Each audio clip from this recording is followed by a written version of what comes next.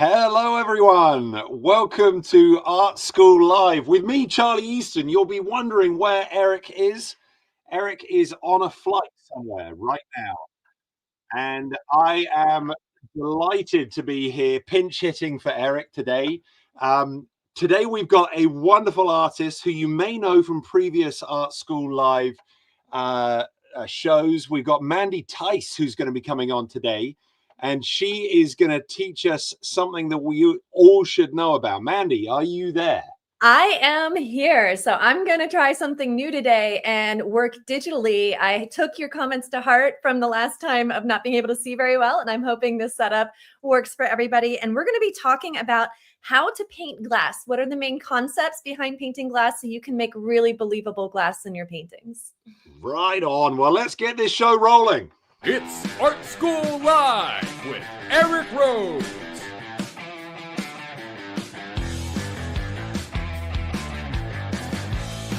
Now, here's your host, Eric Rose. Hang on, I saw the background there. Wait a minute. We got to get this going. There we go. We've kicked Eric out. We've got the lunatics running the asylum today, guys. So we're going to talk to Mandy, and as she said, she's going to talk to you about how to paint glass.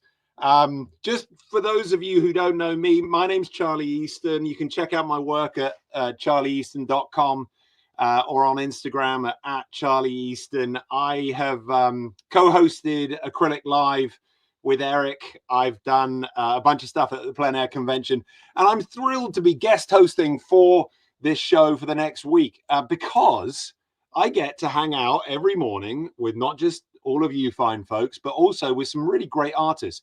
And Mandy, I've only met via this forum of Art School Live, seeing her videos, and you should check out the back catalog.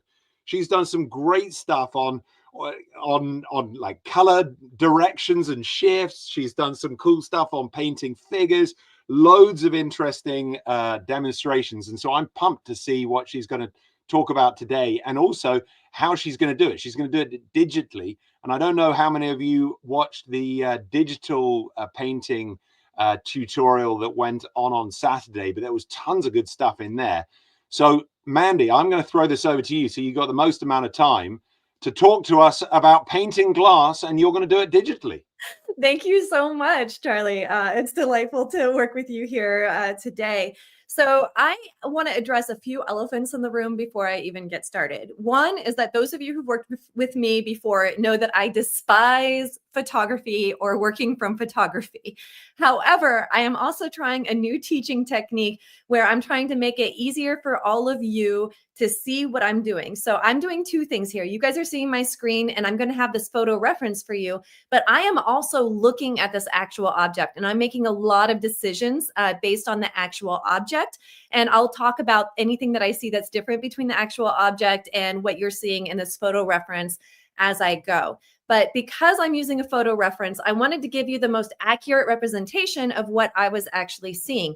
And you can see here that there's two different photos. This photo over here is the default of what my camera gives us, right? And it's very different from how I've adjusted it to be closer to what I'm observing. It's still not perfect, but I want to talk about the difference.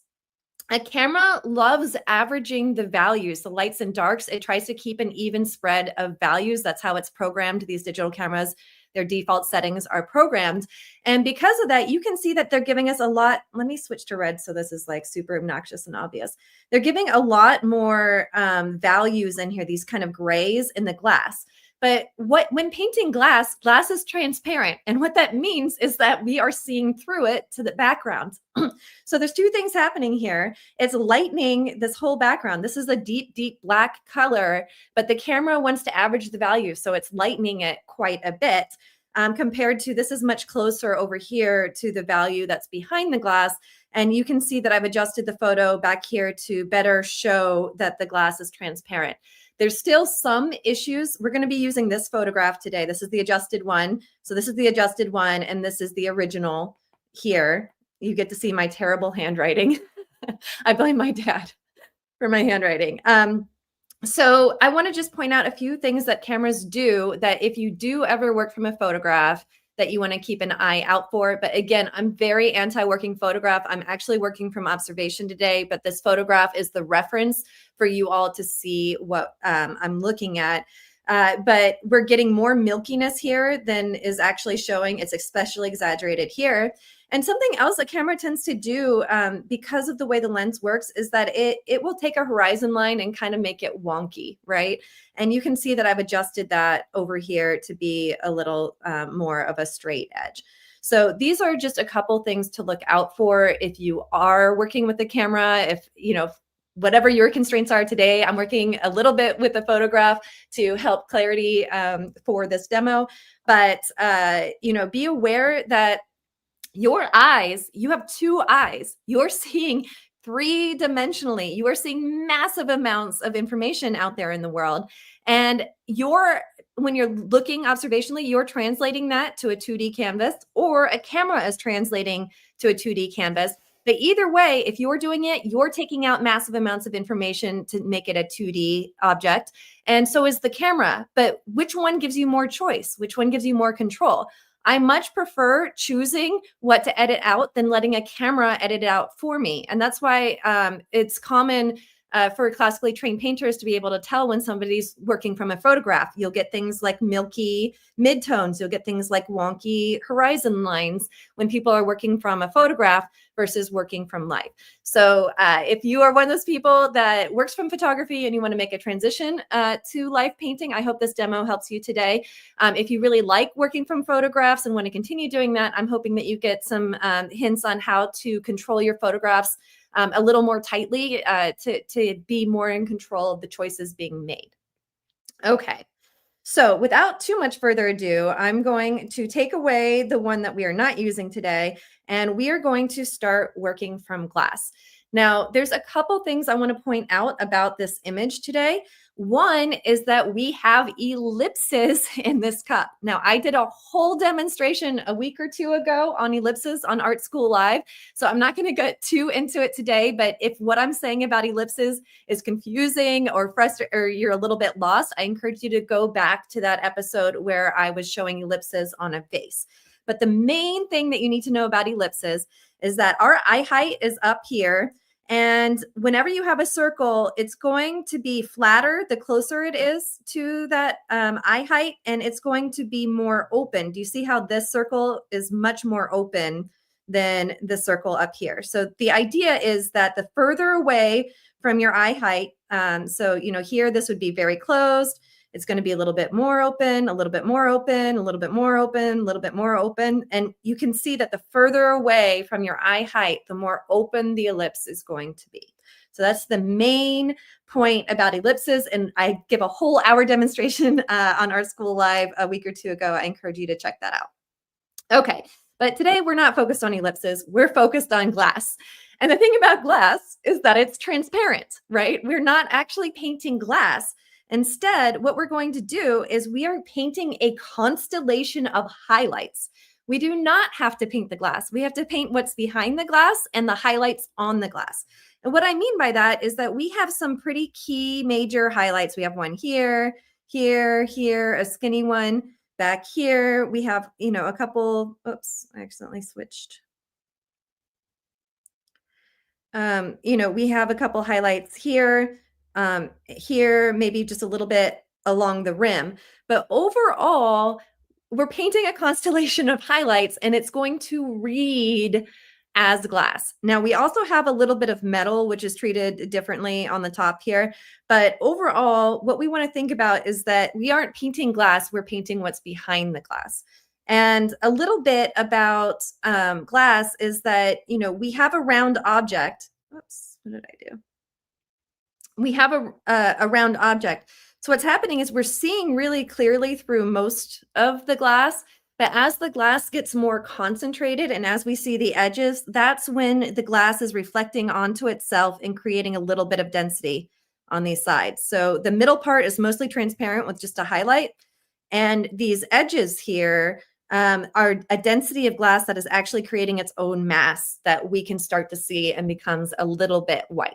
So we're painting highlights, we're painting a little bit of glass density, but most importantly, look what I can do when I have the thought process that glass is transparent. I have this background, I have this background color here. And look, if I start going over this glass, it goes right into the background. So I'm doing something right here. And, this background just ekes right out, through the glass because the glass is transparent. So the 3 keys to painting glass is it's a constellation.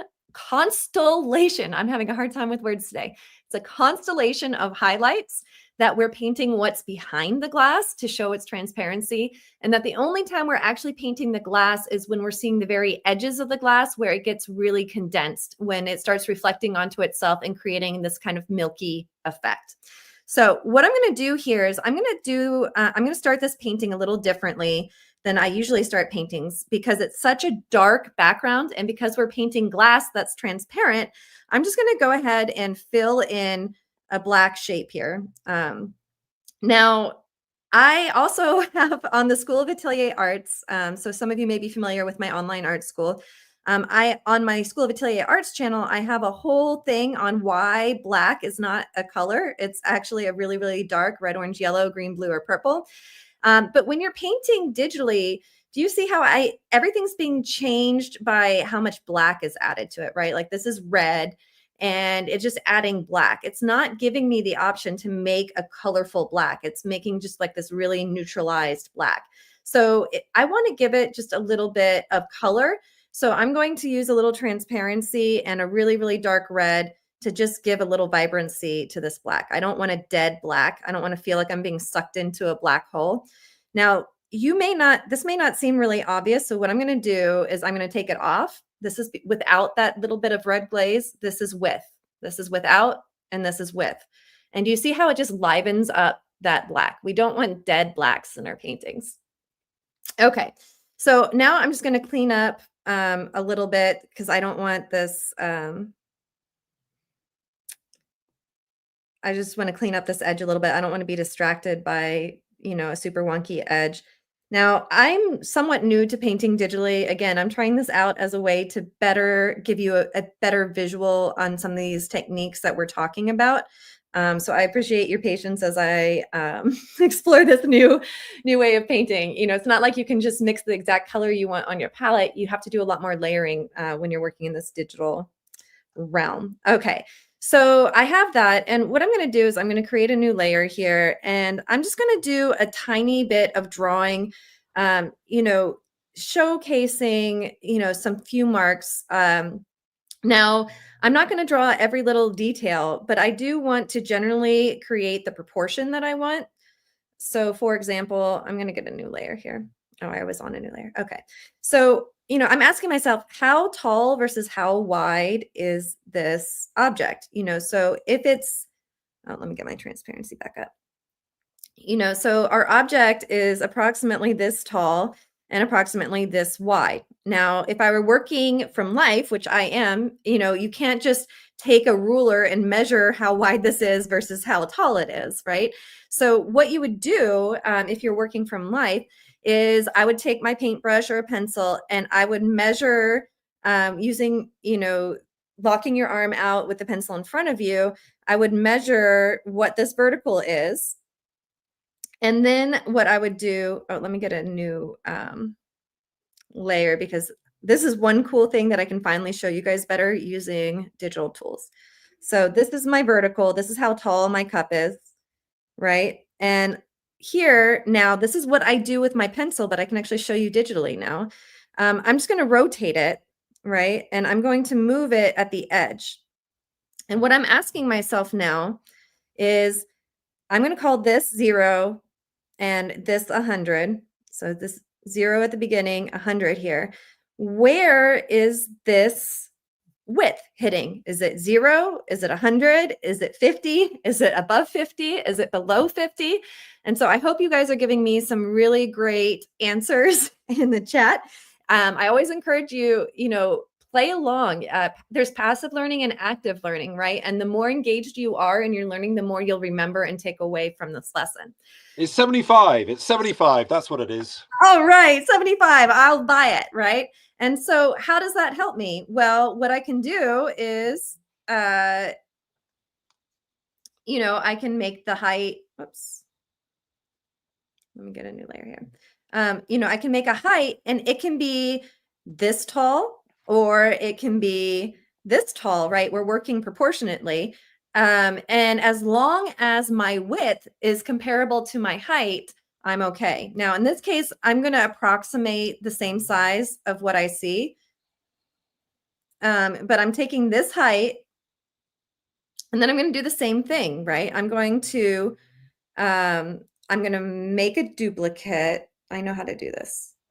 Oh, I know how to do this. Okay. So I'm going to duplicate this and I'm going to take this and rotate it.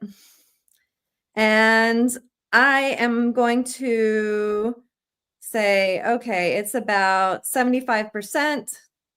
So I'm going to make a mark about 75% and I'm going to erase the part I don't need. So this is, you know, those of you who have seen my other tutorials, when I'm saying find the proportion, this is the thought process. This is what I'm doing. Okay. So we have a general proportion. This is slightly bigger than what I'm looking at, and that's fine. As long as you maintain the proportions, you'll get a believable end project. All right, so we have the proportions, our height versus our width. It's approximately 75% as wide as it is tall. I'm going to pick a different color here, and I'm just going, because this has so many ellipses, I'm going to make a guide where my top ellipse I know is pretty closed and my bottom ellipse is much more open, right? Now, these are just kind of marks to help us. And we can do other proportionate things too. Like if I want to know where the bowl of the cup meets the stem, I can play the same game, right? Let's say down here is 0 and up here is 100. Well, this bowl is about halfway, right? So if I find the halfway mark on my vertical, I know that the bowl is going to be approximately here and that my cup is going to, that wasn't a very good approximation. Okay. That my cup is going to be approximately like this, right? We have a stem, you know, that's doing something like this. And I'm not worried about aggressively drawing this perfectly because this is just a guideline for me. This is what I'm thinking in my head, because what we're actually going to end up doing is make a constellation of highlights. And I'm going to show you this trick that I hope is going to blow your mind, because the first time I ever saw it or thought about this way of painting from constellations, right? Just like stars. So we're going to use these highlights as stars. So I'm going to erase kind of all this stuff over here. Oops, I need bigger, just so we can, you know, clear what's happening here. Oops. I'm going to take that off as well. Okay.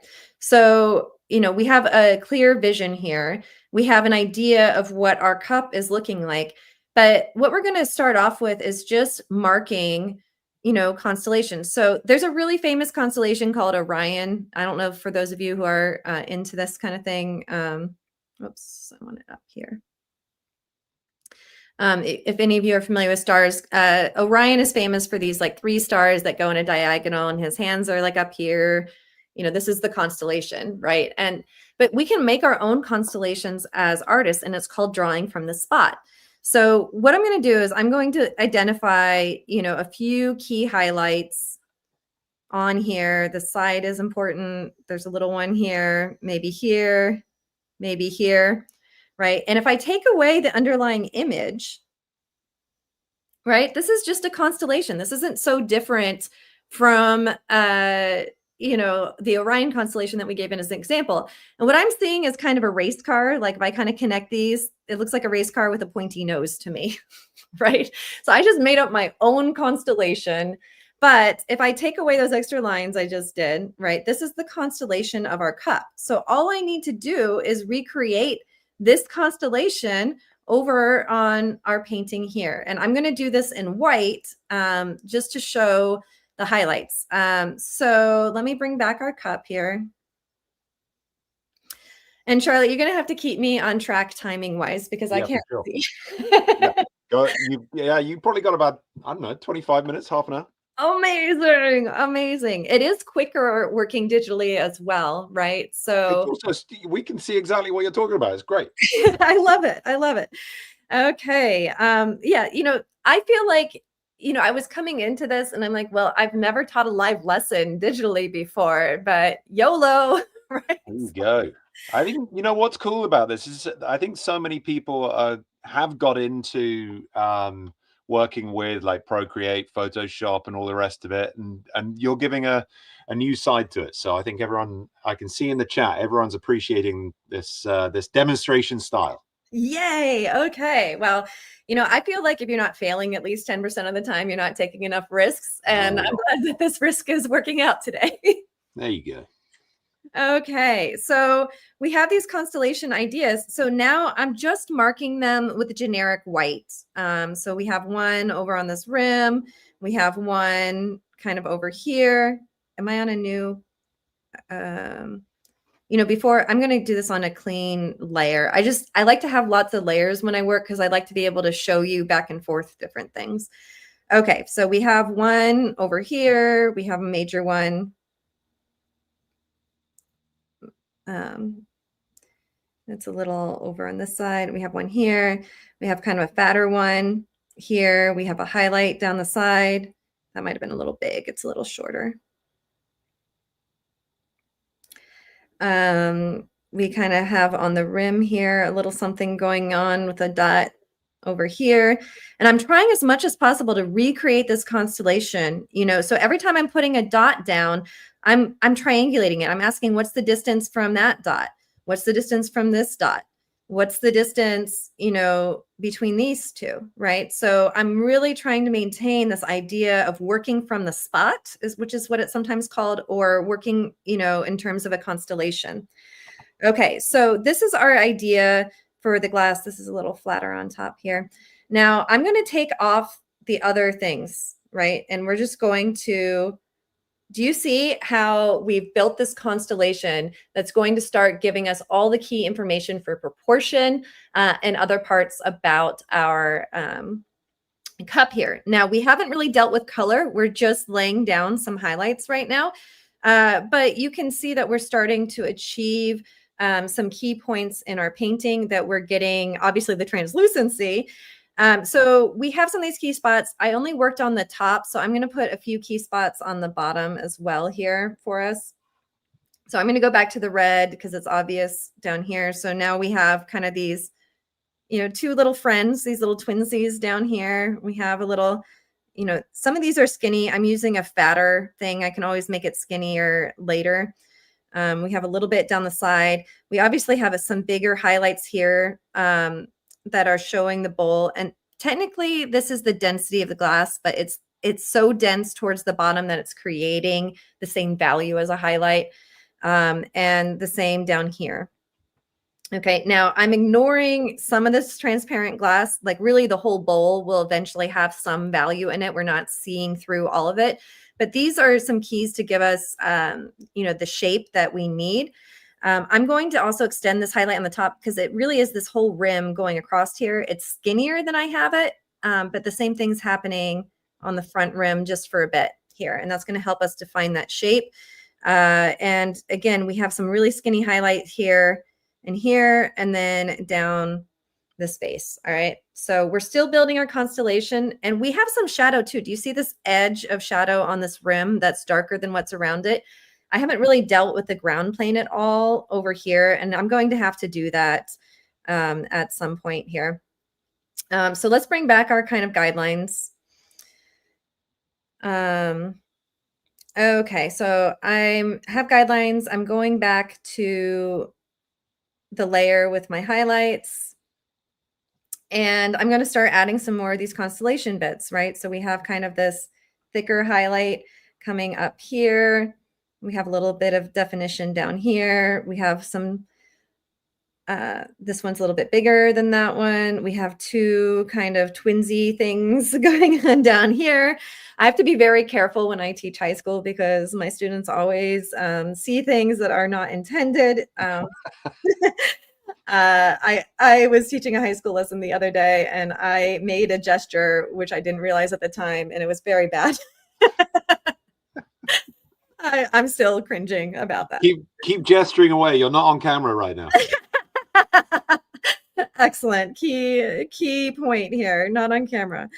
Okay, so we have a little bit here. I'm realizing that on my yellow drawing that I made it just a little bit fatter than what I actually have, or it's like a little skinnier, that this highlight is actually over here. So I'm going to make that drawing correction and kind of the same over here. Let's just clean that. Oops.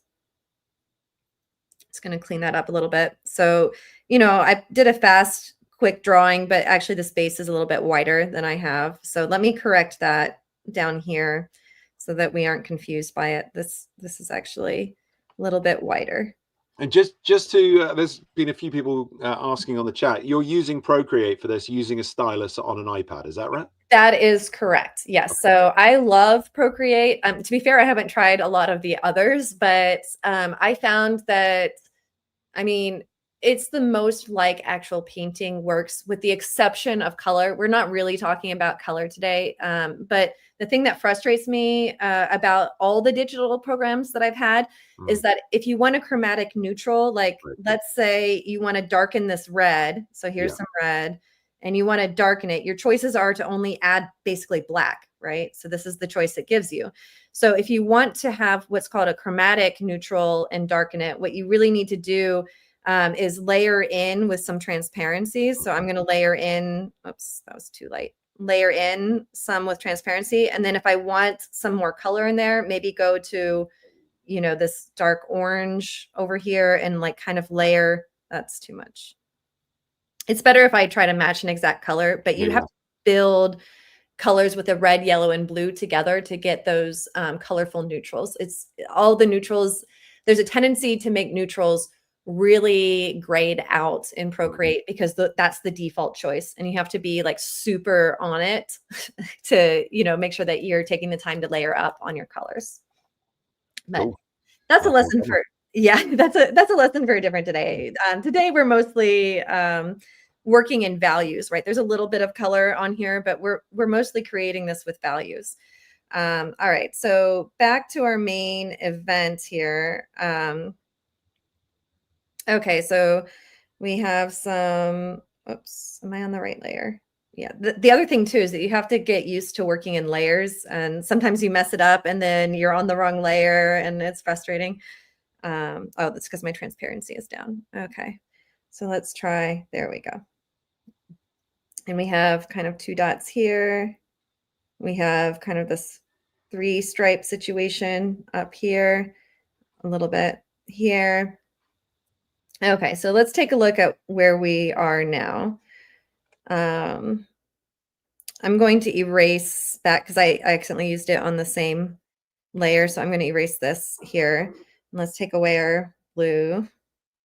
Okay, so do you see how the cup is starting to emerge on us? And all we've done is the constellation of highlights and allowed the cup to be transparent. All right, so I'm going to use this as a base, and now I'm going to start building out the cup to the best of my ability using this digital program here. So one thing I'm going to start doing is the color, right? So especially we have some orange. Oh, I have the eraser. Okay, I have some orange here. Obviously this metal has a lot of chromatic oranges in it. So I'm going to start with those colors and, really rework the shape as well. So I'm pulling out, I'm just going to, better shape some of these highlights. They were done quickly. This one has to be, well, I guess that could be a fat one. All right, let's put in some of the orange because that's just going to give us some clarity. So, it's an orange, it's fairly chromatic and also dark. And we were just talking about how that could be a little tricky. And it's tempting when people see metal, they tend to be like, oh, white, right? But what makes something shiny? We see shininess when something really light is next to something really dark. So one thing, for example, that's happening on this back edge is that we have a little bit more of this orange, and I can even go more chromatic. That's too neutral.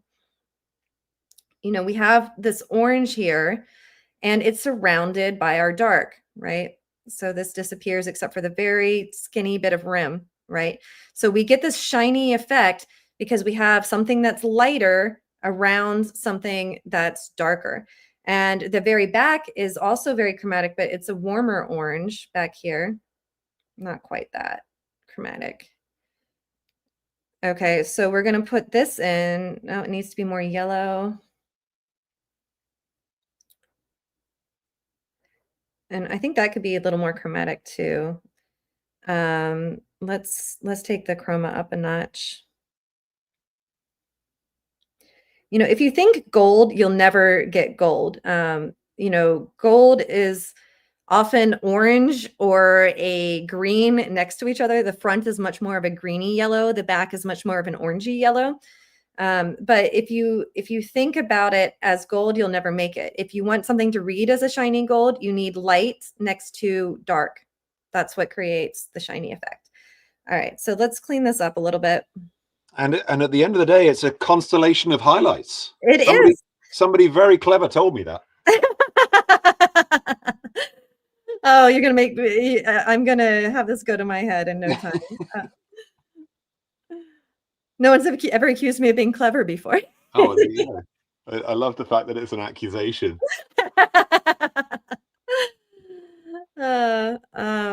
All right, so we're just kind of cleaning up this this highlight. Oh, that was a little too much here. And then, you know, really, we don't need the skinny white everywhere. We can really, what is it doing? Sometimes, you know, if you touch down on the iPad while you're making an adjustment, actually, I like that one. It's over here that it can disappear a little bit.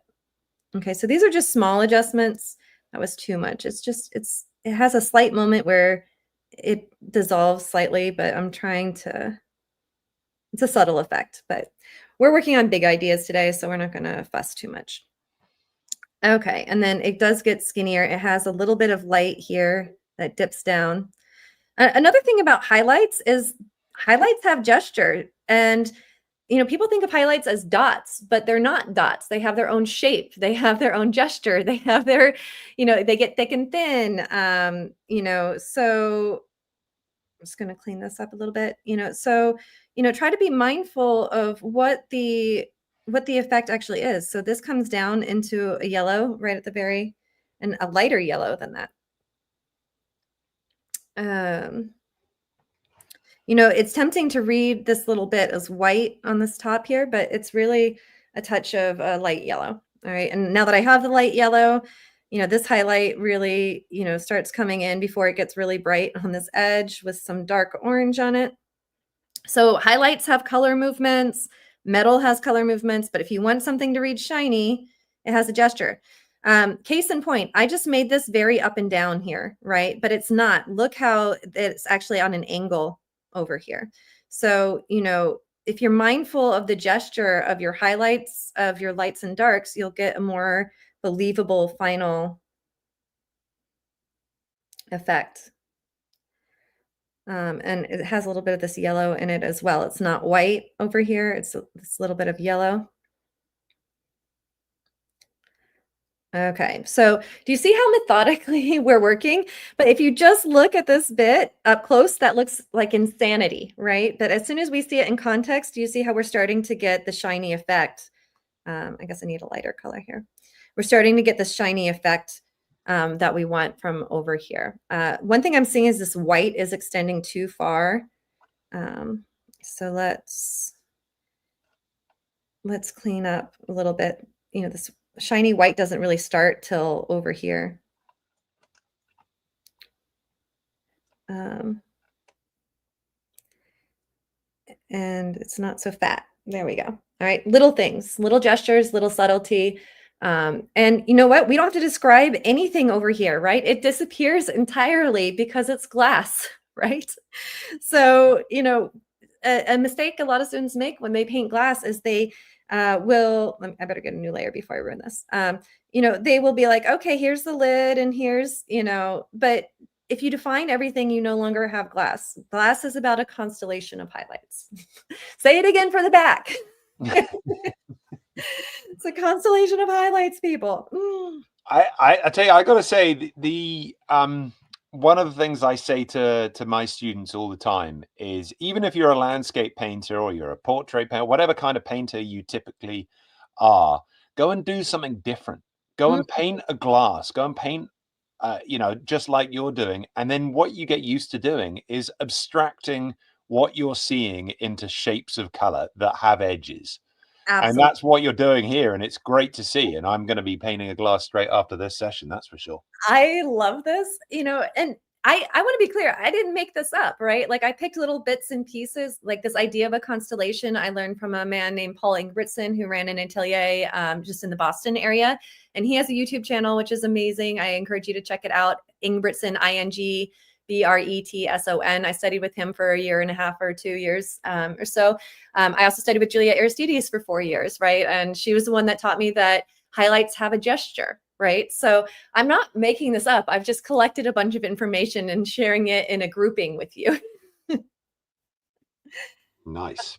Yeah. Well, we got about 10 minutes. So oh my goodness. Okay. Well, we're not going to finish this, but I hope that we can get far enough. Far enough to get the gist. So I'm going to work a little bit on this front rim, and then I'm going to stop worrying about the gold part and really, this is actually a really cold yellow. So do you see how warm my yellow was? And that this is actually really cold over here. Like much more of a lemon yellow. And then it has some darkness on the inside that we want to get.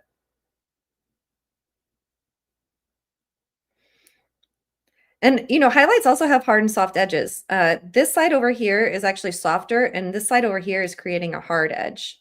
So that's another challenge to learn how to do. You know, it's like any paint handling, you know, between acrylic or oil or whatever your, oops, that's not what I wanted. You know, creating hard and soft edges, you know, takes experience and time with any media, whether it's digital or analog. I want something more neutral over here. That's too dark. Okay, but I want to get caught up in this gold too much. I want to really get the glass, because that's the point of today's demo. All right, I'm just going to clean this up a touch, and then we're going to ignore. Do you see how just getting the shape of the ellipse in there made such a difference? Here's without that last mark. That was just kind of getting the color. And here is, oh, come on, come back. It was so good. I don't want to do it again. I guess I'm gonna have to do it again. You know, when you get the shape of the ellipse, that makes sense with the top of the ellipse, right? And I can even clean up a little bit back here as well. You know, and we don't have to draw the whole ellipse to imply the ellipse. And this could be just a touch curvier, I think. All right. And same on the bottom, you know, we can clean it up a little bit to read. Okay. All right. We get the idea with the gold. Gold is shiny. It also has highlights, but it's on some glass. So let's start dealing with the glass bit. So one thing is I want to get the shape and the edges, you know, of some of these highlights. This is a window being reflected into the glass. I want to get the shape carefully drawn. It looks like it can go a little bit bigger. And when you're painting analog too, use this idea of cutting into highlights. You can get such a sharp edge if you put your light a little bigger than you think it is, and then just really cut into it. It's really effective for getting a nice sharp edge.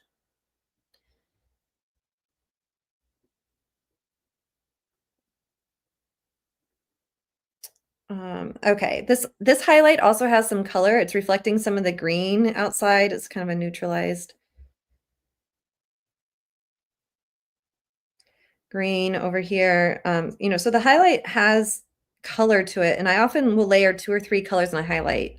Some people say just put down white, but both arguments are valid, because highlights are often brighter than the white paint that you have, right? And if you add a color to your white, you're actually darkening the paint a little bit. So you're losing the value, but you're gaining the chroma, you know, the color in the white.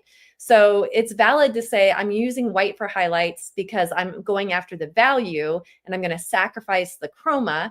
And it's also valid to say, I'm going to add the color into my highlights because I would rather have the chroma or the color than the value. Even though I'm darkening the value and it's already too dark, I'd rather have the color than the value. And both are valid arguments.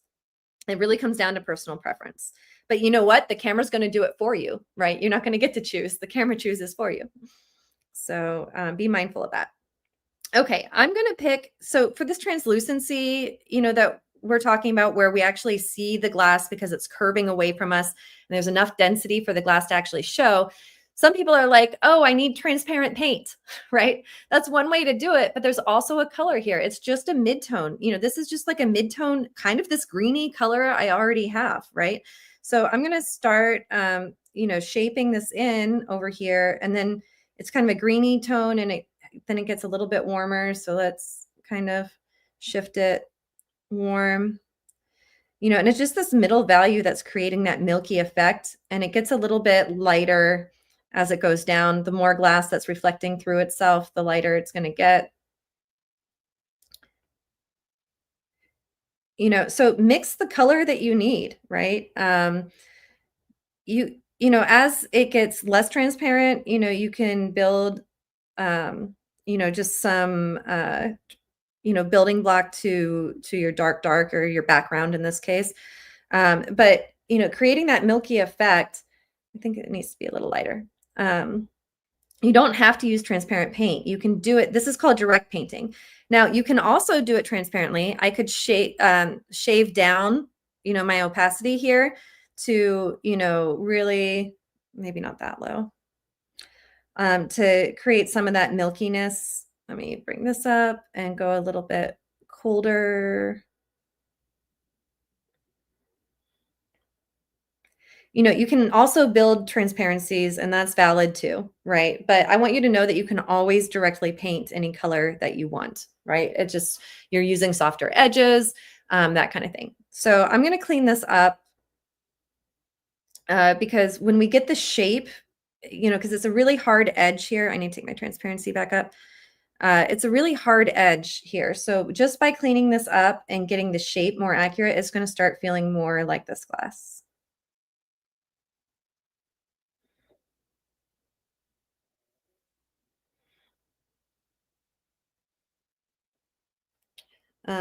I made it come too far in. I need to cut more from the base and allow this to come out. You know, and this kind of thinking, I do this in painting, but, you know, like we were talking before, you don't always get to see these kinds of decisions easily in painting. So I'm hoping that doing it digitally today can help you understand the thought process that you can do, you know, in painting or otherwise, right? And I'm just going to pick an in-between color to transition this out. And, you know, I'm going to start using, sometimes if you're not sure, like there's a lot going on down here, right? So I'm going to build with kind of that milky transparent color that's a little dark. So I'm going to start transitioning from this dark into my, or sorry, from the light, and just build some lights up here. We have this kind of weird halo effect going on down here. You know, we have a lot of these kind of curvy highlights coming up out of it. And then there is a little bit, it's fairly dark, but it's lighter than what's around it, you know, in this middle area here. So I'm just going to fill in this color here. Now, again, we're going back and forth because you guys are seeing this picture and I still have the ability to see the original, which is how I usually prefer to work. And this lightness in the middle here is much like you could do without it looking at the original, right? It's much more subdued. It's not that important of a piece, part of the piece. I'm just gonna, you know, there's some lights and shadows playing off of each other down here, but this white, I want to redo the constellation on top of this darkness. So I'm covering it up. This is what I would do if I were painting, you know, with oil painting. I'm going to, you know, cover up a lot of this and then reestablish the highlights on top. And you could have potentially started off this, even if you're painting in oil, just paint the background with your constellation of highlights in acrylic and then just work over the top. Absolutely. you know, nice and thinly. That is absolutely true. You know, it's just layers, and, you know, oil painters might have needed to let it dry in between. You know, Yeah. the advantage of our acrylic friends here is Yeah. that they have the faster drying paint. Now I'm using a scribble, whereas if this was wet paint, I would just be working it, you know, into my wet paint to create these in between, but I'm using kind of a scribble effect with this media. Yeah. But you know, you just build it up. You know, especially when there's a lot going on down here. You don't have to draw every single thing. You just need the overall effect, right?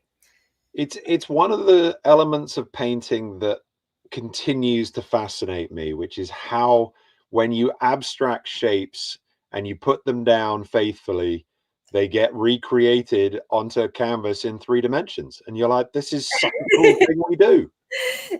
You know, it brings me joy every time. It's my reason for being a painter, Yeah. you know? I The love that. magic trick. It totally is a magic trick, but it's one that's accessible to anybody, right? Yeah.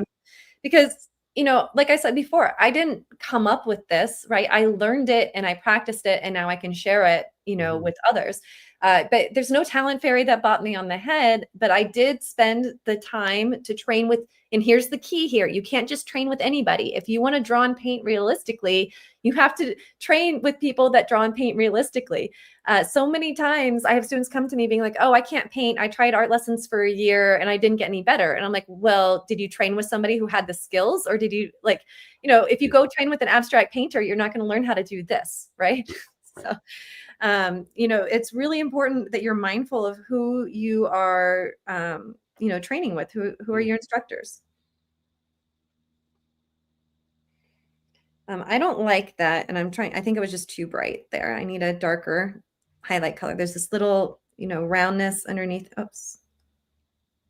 And just so you know, I'm not sure we're going to be able to get to the end of the glass, but we just got a few more minutes left. Ah, okay. All right. I love this orange highlight over here, so I want to get at least that in. Which is being caused by a reflection of a wood stool that's next to it. And look how glass will amplify a chroma note, right? So I'm going to get this in, and it does have a transition.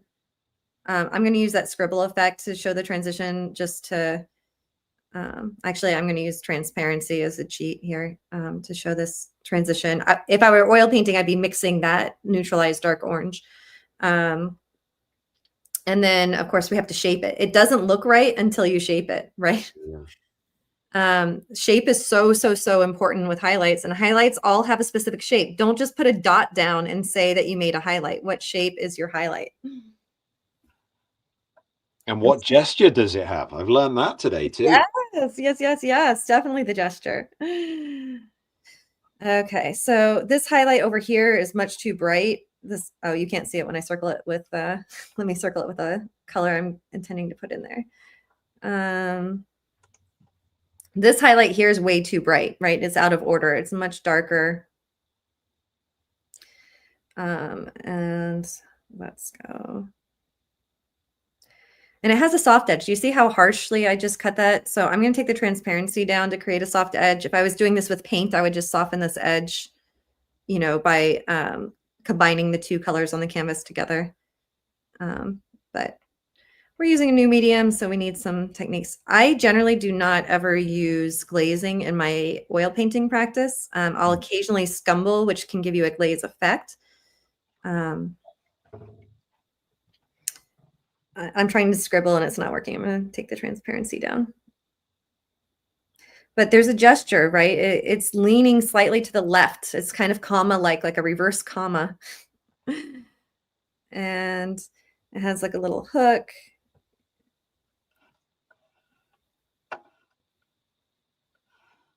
Okay. So we just really want to be mindful of, you know, where's the hard edge? Where's the soft edge? What's the gesture? What's it doing? You know, we want all the things. We want it all. We want to be greedy, right? And we don't want to get obsessed with perfection, but if you feel that nagging feeling in your head of, oh, that's good enough, then you can do better, in my opinion, right? If you're like seeing something and you keep going back to it, and then you're eventually like, oh, that's good enough, it means that there's something there that you haven't quite learned yet, and that you're on the cusp of understanding. Your eye is telling you there's something there that you haven't considered yet.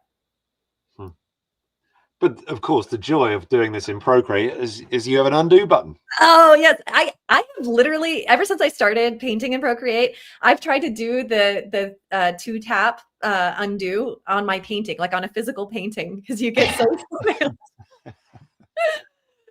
Okay, well, I'm afraid this is as far as we're going to get today, and I think this is a good stopping point for us. But I hope everybody has been able to get in a few new ideas about how they can paint glass today.